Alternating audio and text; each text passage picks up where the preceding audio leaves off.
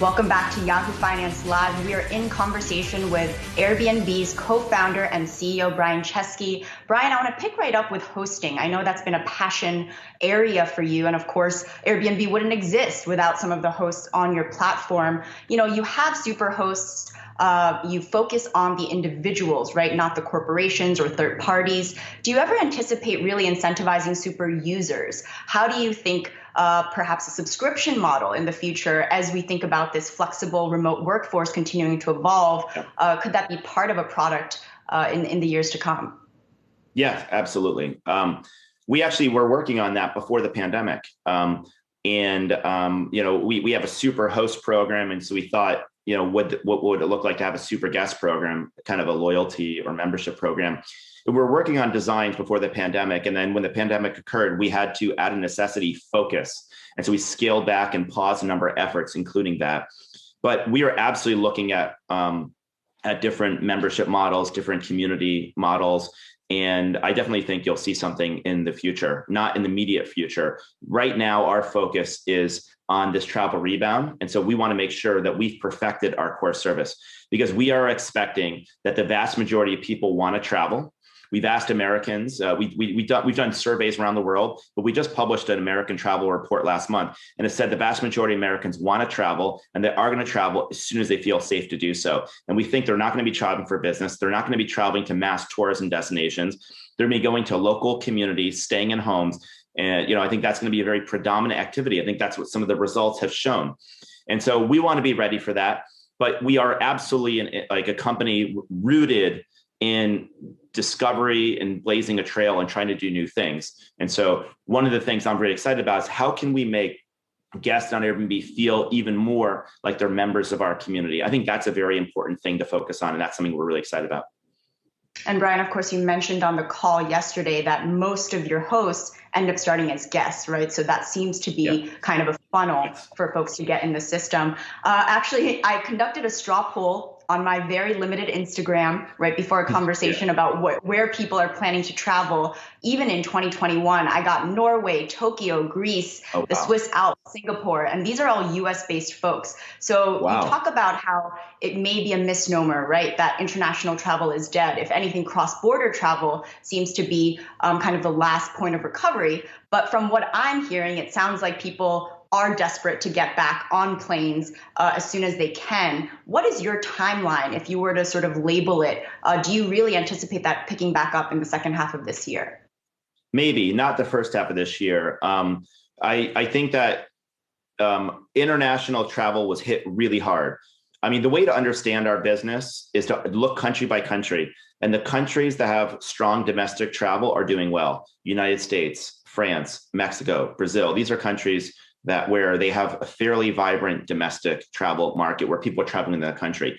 People are not yet comfortable crossing borders. When will they be comfortable crossing borders? Maybe a health professional more than me would have a better answer to that question, but certainly not in the first half of the year.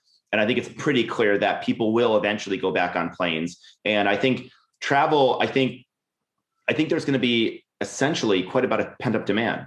I mean, I think that we sometimes value in life things more when they're taken away from us, right? Because then you realize maybe I was taking it for granted. Travel might have been one of those things. It's been basically taken away from most people from a practical standpoint. And so I do think people want to travel internationally. But the first trips people want to do probably are not international travel. The first trips we want to do are probably closer to home, probably by car, probably in smaller towns and communities, and likely with their friends and family, people they haven't seen over the last year or so. That's probably the first trip most people will do. But I think what you're going to see is people are now dreaming. They're dreaming of other places they can go. And what I think is really going to be interesting is this. In a world where more people can work from their laptop on Zoom remotely, what does that mean for where people live? Maybe people will travel around the world more. People may not just work from home. They may work from other homes, and those homes might not even be in the same country as their company. And these are going to be personal choices people in companies are going to have to make. But I think there's a whole new world of travel just waiting for us. But I don't think it's going to look like travel of past. It's going to be something different, and I think very dynamic. And when you think about the opportunity for hosts, right, I found it actually very surprising that the average host on Airbnb makes under 10K a year. And you talk about how you want to really make sure that everyone has the opportunity to do this perhaps full time if they want to. What are the ways you're able to facilitate that and sort of bridge that chasm between those who are doing it as a hobby and those who seem to be flourishing on the platform? Well, it's a really good question, Melody. We have 4 million hosts on Airbnb. 90% of them are individuals. These are everyday people. The number one, I think the top profession of people in the United States that are hosts are actually school teachers. We also have healthcare workers. We have students. So we have a number of like really interesting like kind of people that are hosts, and they come from all walks of life. I mean, it's really, really interesting. Now, one of the things we're trying to do is what we've done is we've tried to make it as easy as possible for someone to be a host. You can do it ideally for, in minutes from your phone. You can start listing. And we try to build all the tools that an everyday person would want to be a host. But we also want people to feel like they can grow with us. And so we've continued to invest in like pricing tools, advanced calendar tools, and other types of tools and dashboards to allow hosts to be able to grow their business on Airbnb. So they can get started very casually. But if they do want to grow on Airbnb, I think we provide the tools and the path for them to do that. One of the really fascinating things of Airbnb is it sort of rose with the ascension of Instagram, right? Whether you want to be posting, really fantastic artwork or the view.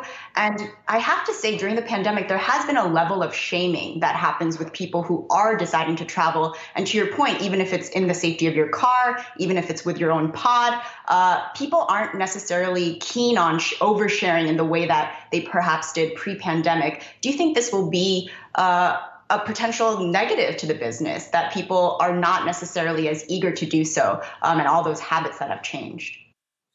I think that if you look at what happened nearly over 100 years ago with the Spanish flu, what kind of came right after it was the Roaring 20s. I think you're going to see something probably not dissimilar from that now. I think that people are just waiting to get out. And I don't think people are going to be, I think once it's safe to travel, I think people are going to burst out and travel. Now, I think it's going to be slow. I think it's going to take some time. I don't think you're going to have a light switch flip and then all of a sudden it's like the 1920s again. I think it's going to take some time. I don't think people are going to cross borders right away. I don't think people are going to be entering other countries and getting on planes right away. But I do think that as it gets warmer this spring, you are going to see people get in cars and travel nearby. That will be, again, I said the first trip. I think over time, as people get confident, then they're going to travel and venture forward more. But I think this is like an unusual, unprecedented pent-up demand that we're going to be seeing. I mean, just anecdotally, just look what people are doing. How much longer can most people just stay in their house? A lot of people are going to want to get out. And I think this is going to be like nothing we've seen probably. Yeah, you're getting me nervous, Brian. Now I'm afraid to travel given all the stir craziness that's at play. Thank you so much, Brian Chesky, the co-founder and CEO of Airbnb. Talk to you soon.